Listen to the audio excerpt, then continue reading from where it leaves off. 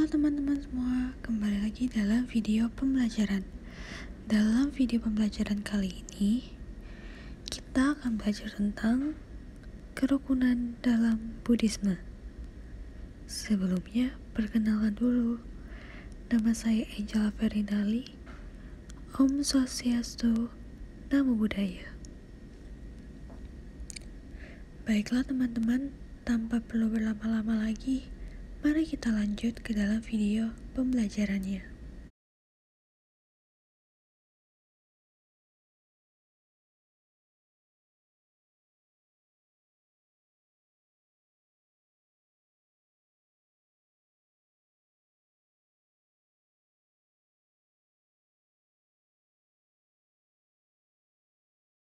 Pendahuluan. Menurut Kamus Besar Bahasa Indonesia, kata rukun dipahami sebagai sesuatu yang harus dipenuhi untuk sahnya pekerjaan, asas, baik dan damai. Merukunkan berarti mendamaikan, menjadikan bersatu hati. Kerukunan berarti pula perihal hidup rukun, rasa rukun, kesepakatan. Jadi, kerukunan hidup umat beragama berarti perihal hidup rukun, yaitu hidup dalam suasana baik dan damai, tidak bertengkar, bersatu hati, dan sepakat antar umat manusia yang berbeda-beda agamanya, atau antara umat dalam satu agama.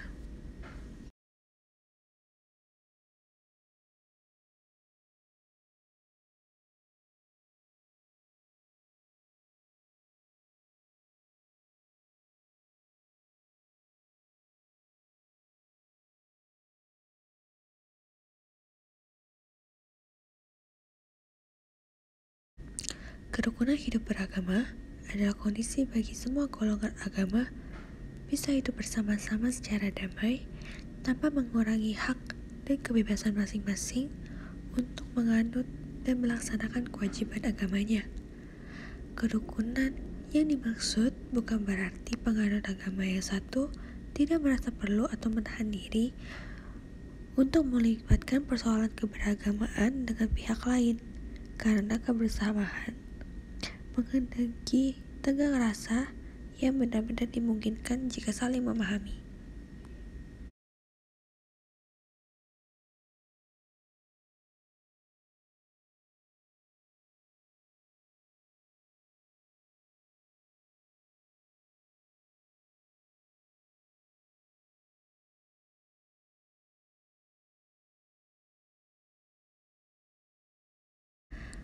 Untuk membina dan memupuk sikap hidup rukun, Sang Buddha menganjurkan terdapat 6 dhamma yang bertujuan agar kita saling mengingat, saling mencintai, saling menghormati, saling menolong, saling menghindari percekcokan yang akan menunjang kerukunan, persatuan, dan kesatuan.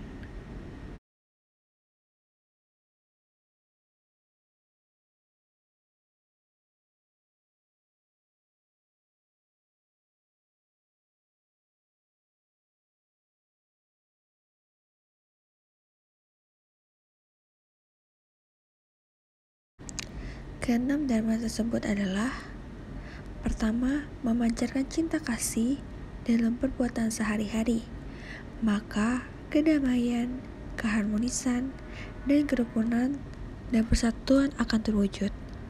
Kedua, menggunakan cinta kasih dalam setiap ucapan berbicara dengan etikat baik, tak menyebarkan isu, gosip, dan fitnahan. Ketiga, selalu mengarahkan pikiran pada kebajikan, sama sekali tidak menginginkan orang lain celaka. Keempat, menerima buah karma baik, kebahagiaan, berusaha tidak serakah, dan membagikan kebahagiaan tersebut pada orang lain dan rasa kepedulian sosial. Kelima, melaksanakan moral, etika dengan sungguh-sungguh dalam pergaulan bermasyarakat. Keenam, tidak berbuat sesuatu yang melukai perasaan orang lain. Ketujuh, mempunyai pandangan yang sama, yang bersifat membebaskan diri dari penderitaan dan membawanya berbuat sesuai dengan pandangan tersebut. Hidup harmonis tidak bertengkar karena perbedaan pandangan.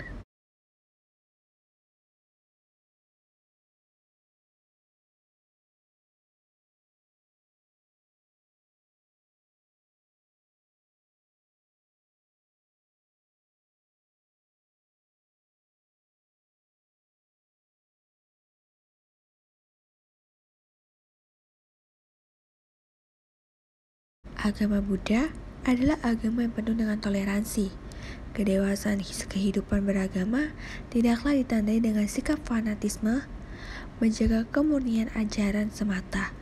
Tetapi, kedewasaan hidup beragama justru ditandai dengan kemampuan kita untuk menghargai orang lain walaupun memiliki tradisi dan acara yang berbeda.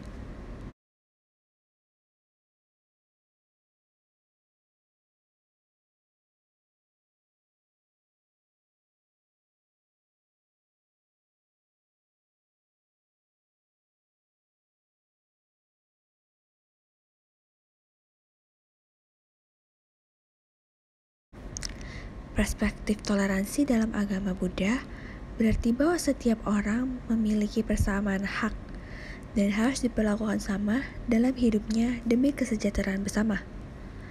Atas dasar nilai cinta kasih dan pengertian yang benar, maka seseorang tidak akan mengutamakan kepentingan pribadi. Sebaliknya, mereka akan mengasihani dan melayani sesama dengan mengabaikan ras, kelas, warna kulit, dan kepercayaan.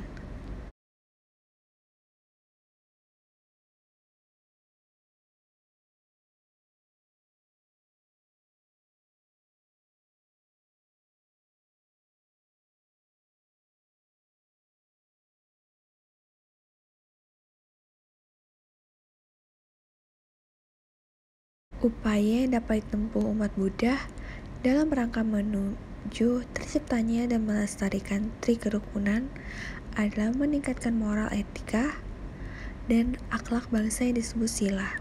Moral adalah ajaran tentang hal yang baik dan buruk yang menyangkut tingkah laku dan perbuatan manusia.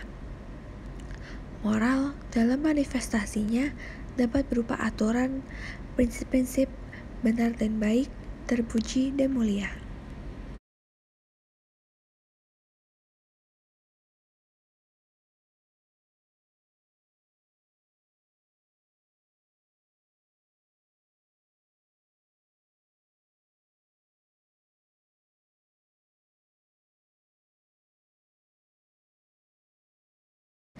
Pada masa Raja Asoka, yaitu Maharaja Asokawardhana, pada abad 3 sebelum Masehi di negeri India, seorang raja Buddhis yang menjalankan pemerintahan dengan sistem Buddha Dharma mengutamakan semangat cinta kasih, toleransi, dan kerukunan hidup umat beragama. Raja Asoka telah mencanangkan dekretnya tentang toleransi dan kerukunan hidup umat beragama yang dekretnya itu terkenal dengan nama Dekret Asoka yang tertata dalam prasasti batu Kalinga. Dekret Asoka tersebut telah dipahatkan di atas prasasti batu cadas yang berbunyi sebagai berikut.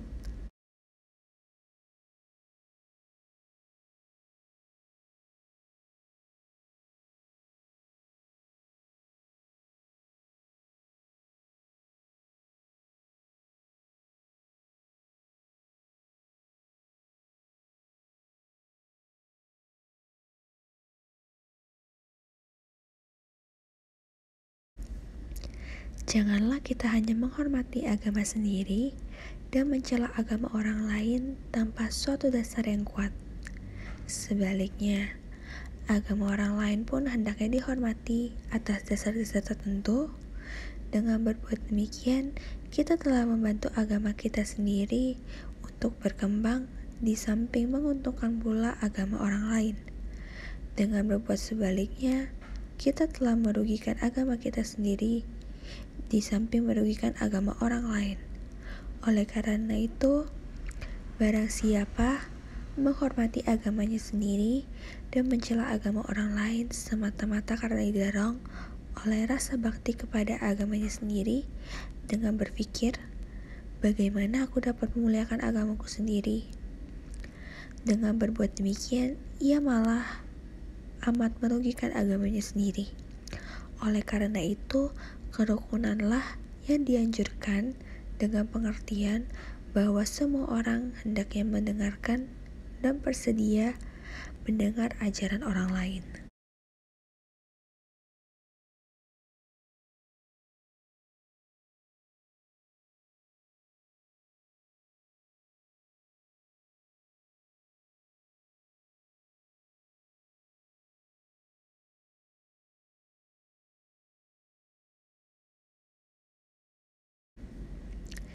Di Nusantara sendiri, toleransi dan kerukunan dapat kita lihat pada Negara Kesatuan Nusantara pertama, yaitu pada zaman Kesatuan Sriwijaya pada abad 7.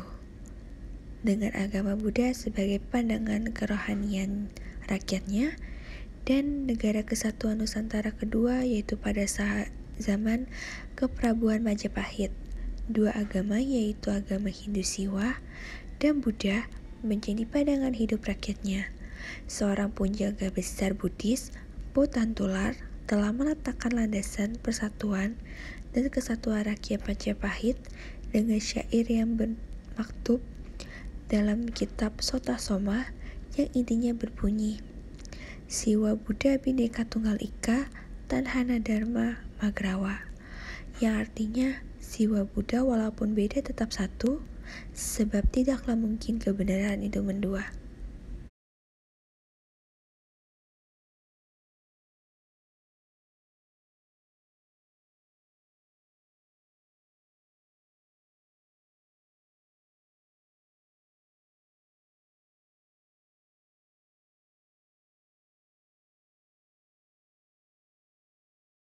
Bentuk perilaku kehidupan dalam beragama antaranya diwujudkan dalam bentuk berikut ini.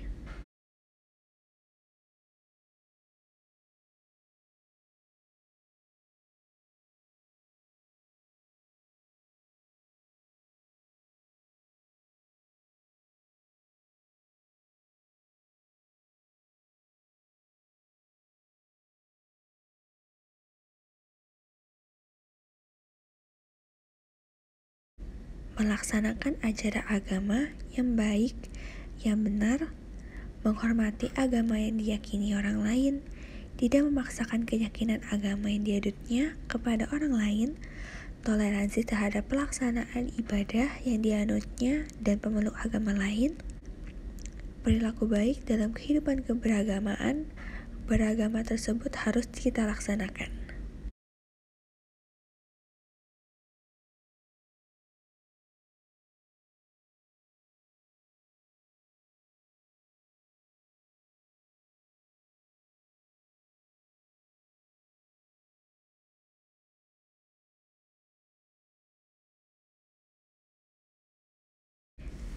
Baik teman-teman, terima kasih sudah mendengar video pembelajaran kali ini. Semoga video pembelajaran kali ini bermanfaat. Jangan lupa like, komen, dan subscribe, dan share video pembelajaran ini. Sampai bertemu dalam video pembelajaran selanjutnya.